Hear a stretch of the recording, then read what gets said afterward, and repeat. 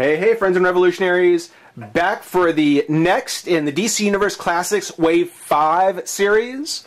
Sorry, DC fans, we had to take a little break to gear up for that extremely long Master Universe review.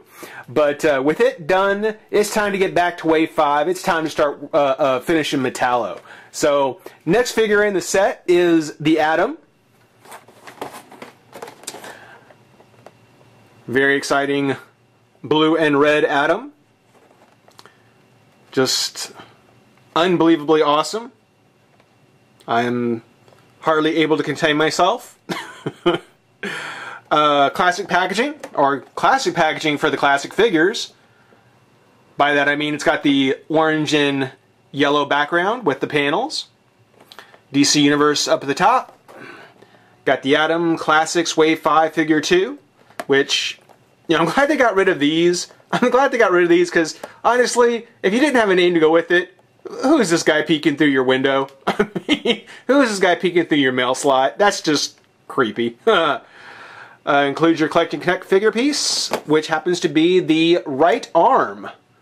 Right arm of Metallo. See reverse, see back to reveal figure. Oh, that was exciting. But there is the Atom with the right arm.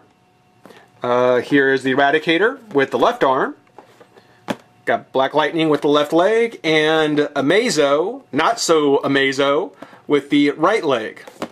And finally, we'll have the Riddler with the head and torso. On his write-up, we've got, by manipulating the correct combination of elements, Ivy University physicist Ray Palmer was able to shrink down to 6 inches or even to microscopic size. Why bother mentioning 6 inches if he can go even further down than that? Why not just say that he can shrink down to microscopic size? Padding the bio, it's what it's called. Retaining all the mass of his 180-pound, 6-foot-tall alter ego and packing a powerful punch at any size with the costume fashioned to shrink and enlarge with him, Palmer becomes the Atom. Okay. First appearance, showcase number 34, October 1961. Real name Ray Palmer. Occupation physicist. Base of operations Ivytown. Special abilities: can shrink to any size, able to adjust weight, can travel anywhere on Earth at subatomic size. Can travel anywhere on Earth at subatomic size. Is that like making the Kessel Run in less than 6 parsecs? What does that mean? Can travel anywhere on Earth at subatomic size. Is there some place where subatomic sizes don't work? Okay, whatever. That's a look at Atom and his packaging. Let's go ahead and crack him open and have some fun. Be right back. Alright, we've got Atom opened, and you know, I think that once people realize that the DC Universe Classics figures, the line, the series, actually had legs and was going to go somewhere, I don't think anybody really was all that surprised that we would get an Atom figure, that the Atom would get his figure. I don't think anybody was really surprised at that. And considering the popularity of the character, you know, how familiar he is to people, I don't really think it's all that surprising that he was part of an exclusive line for Walmart. You know, it's one of the largest distributors, retail distributors out there. So you know, it wasn't like he wouldn't be available at all. But then again, it wasn't something where I think many people were going to grumble that he wasn't available at all the different retail outlets. You know, he just didn't have that kind of oomph.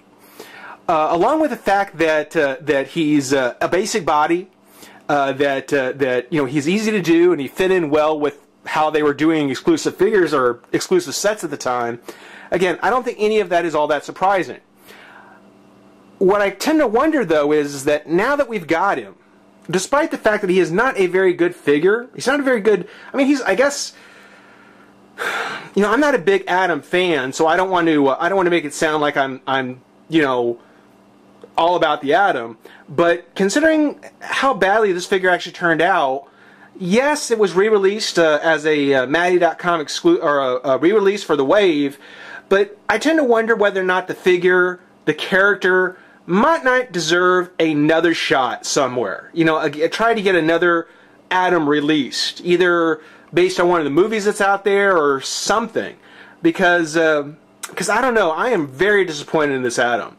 He is definitely tying in with Amazo as to the two figures that I like least in this line so far. And this one is strictly based strictly on quality. I mean, there's just too much about it, too many little things that build up to make me not like this figure a whole lot.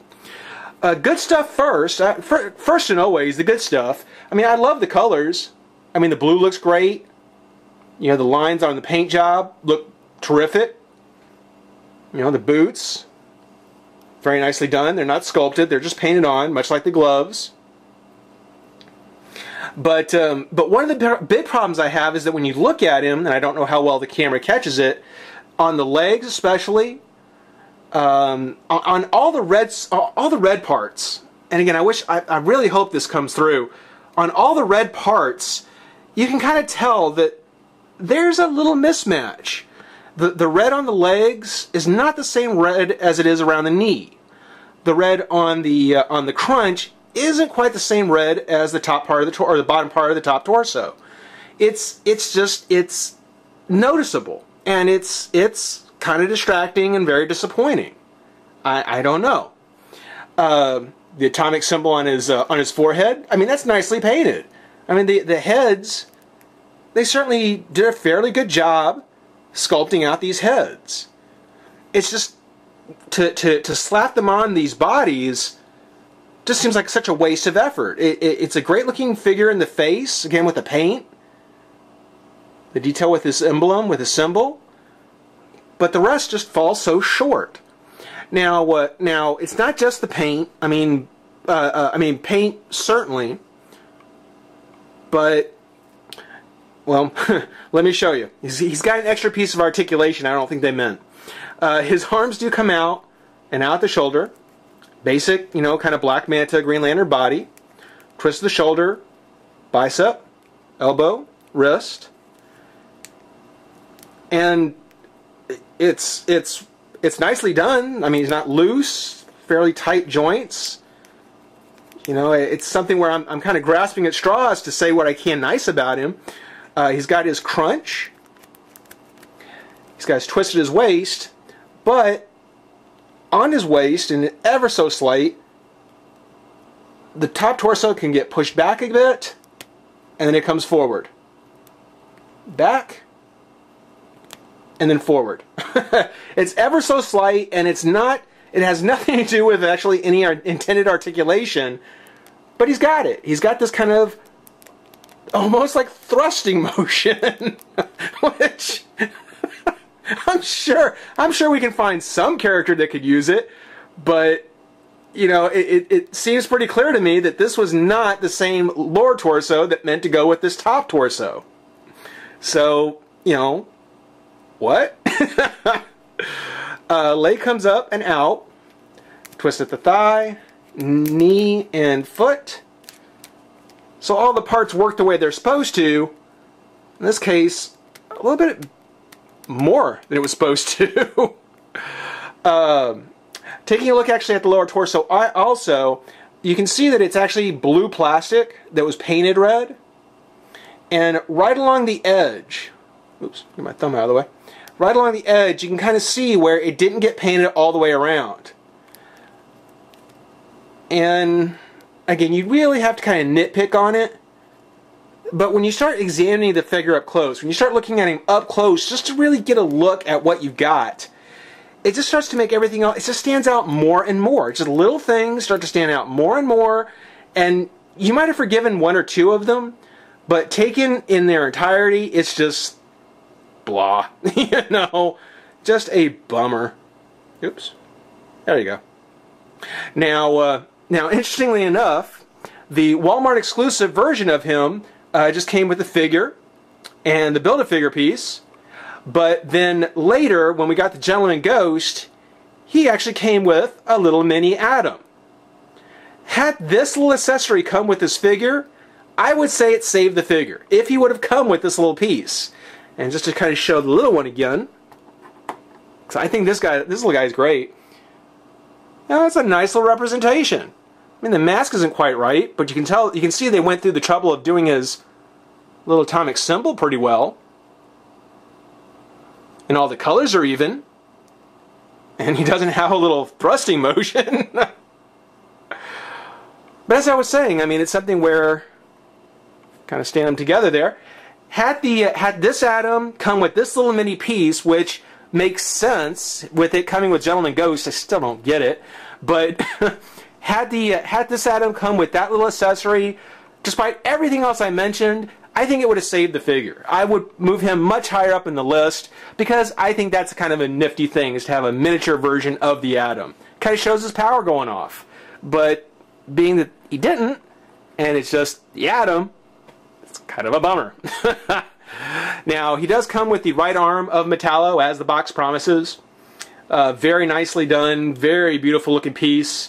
I mean, Metallo is, I think, without a doubt, the seller of the wave, a lot like Darkseid was for Wave 12.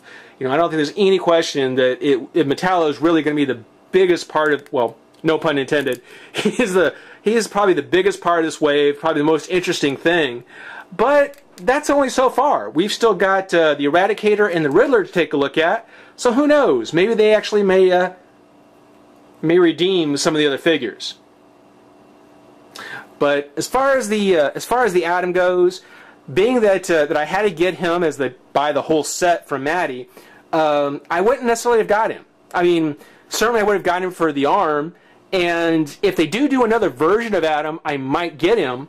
But being that how this figure turned out, I am rather disappointed. I really think that they really should have gone ahead and just thrown in this little, oops, oops, thrown in this little accessory, if it'll just stand up. There we go. Because that just makes him. That just makes it. So if you have Gentleman Ghost, you know, then you've got it. If you don't have Gentleman Ghost, you don't got it. For now, though, that's to take a look at the Atom. Hope you enjoyed it. Stick around. We've got 2 more figures to get to, and then Metallo. Rate, comment, subscribe, join the revolution. You have a good one.